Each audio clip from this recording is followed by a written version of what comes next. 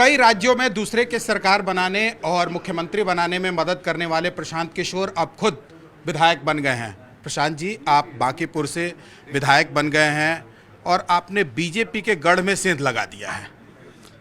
BJP ने अपना किला खुद ही तोड़ा है, गलत निर्णयों से, गलत व्यक्ति को बिहार में मुख्यमंत्री बनाकर, अपना राजनीतिक अहंकार दिखाकर और कहीं ना कहीं जनता को टेकन फॉर ग्रांटेड लेकर। कौन ऐसा फैक्टर रहा जिसकी वजह से प्रशांत किशोर को लोगों ने चुन लिया और बीजेपी को ठुकरा दिया? बीजेपी को लोगों ने मैसेज दिया है कि बीजेपी के नेतृत्व ने जिस सम्राट चौधरी को मुख्यमंत्री बनाया है, उनके चाल चरित्र चेहरा को बिहार की जनता मुख्यमंत्री के तौर पर स्वीकार नहीं करती है। इस मैसेज को दिया है बांकीपुर की जनता के माध्यम से, बिहार की जनता ने दिया है। दूसरा, मुझे लगता है कि जो भाजपा का राजनीतिक अहंकार है, जहां उन लोगों को ये लगता है कि हम काम करें न करें, सिर्फ और सिर्फ मोदी जी के चेहरे पे या लालू जी के डर से लोग वोट हमको देते रहेंगे, तो उनको ये समझना चाहिए कि जनता के पास अगर विकल्प मिल जाए तो 1 मिनट भी नहीं लगेगा, आपको हटा देंगे। और तीसरी बात कि ये इस तरह के बयान देना कि हम कुत्ता बिल्ली को भी खड़ा कर देंगे तो चुनाव जीत जाएगा, कहीं ना कहीं जनता के स्वाभिमान को बात लगी है और इसलिए घर घर से इनके खिलाफ वोट पड़ा है। इस चुनाव में जेएनजी का साथ मिला है आपको?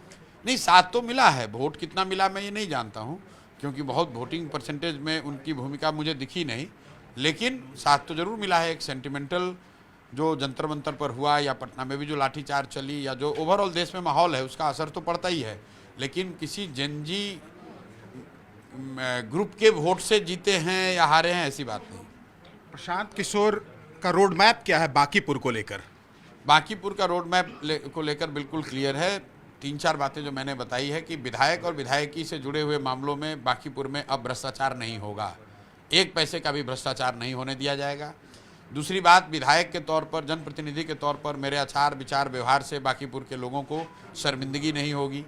तीसरी बात मैंने कही है कि बांकीपुर में जो सबसे पहले मेरी प्राथमिकता है कि यहाँ पर शिक्षा की व्यवस्था को सुधारा जाए, और जो खासकर गरीब इलाके हैं बांकीपुर में, बांकीपुर है पॉश एरिया दिखता है, लेकिन 60% से ज़्यादा लोग झुग्गी झोपड़ियों में, स्लम्स में रहते हैं।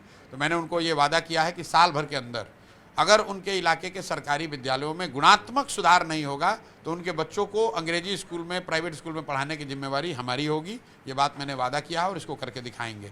इसके साथ साथ मैंने एक और बात कही है कि बांकीपुर भी अन्य दुनिया के, देश के अन्य शहरों की तरह, बेंगलोर की तरह, हैदराबाद की तरह बेहतर कैसे बने, इसका एक ब्लूप्रिंट बनाकर जारी करेंगे, ताकि आने वाले 5 साल 10 साल में सरकार उसका अगर चाहे तो उसका इस्तेमाल करके बांकीपुर को बेहतर बना दे। लेकिन एक वीडियो वायरल हो रहा है जिसमें ये आपका वीडियो दिखाया गया है, जिसमें ये कहा गया है, प्रशांत किशोर कह रहे हैं कि इसको हम बेंगलोर बना देंगे बांकीपुर को। वीडियो वायरल नहीं हुआ है, भाजपा वाले बौखलाहट में अब अंतिम चीज़ ये रह गई, अपना यही सब करेंगे। बैठकर चिंतन करनी चाहिए। दूसरे को पन्ना प्रमुख, पेज प्रमुख, शक्ति केंद्र का पाठ पढ़ाने वाले लोग, इनके गलियों में कोई नहीं था। जब सामने से मैं खड़ा हो गया, जनता के पास विकल्प हुआ, तो इनका सारा ऑर्गेनाइजेशन धराशायी हो गया। हर गली मोहल्ले में सच्चाई ये है आज की तारीख में कि 4-5 भाजपा के गुंडे वही राजनीति को कंट्रोल करते हैं, और उन मोहल्लों में चूंकि लालू जी के डर से लोग वोट दे देते थे भाजपा को, तो लगता था कि भाजपा बहुत मजबूत है।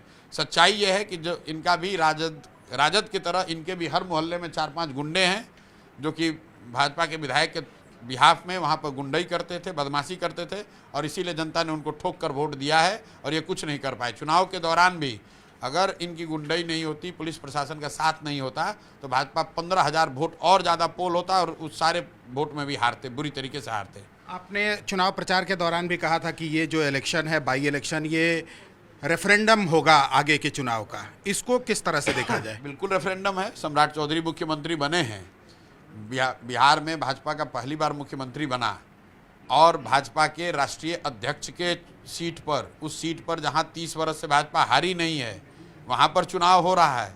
और वो चुनाव अगर भाजपा इतनी बुरी तरीके से हार जाए, सिर्फ चुनाव ना हारा है, हर बूथ हार जाए, तो निश्चित तौर पे ये रेफरेंडम है। ये दिखाता है कि जो सम्राट चौधरी का चेहरा है, जो उनकी नीतियां हैं, जो जिस तरह से सरकार चल रही है, उससे जनता कितनी खुश है। विपक्ष का चेहरा बनेंगे प्रशांत किशोर?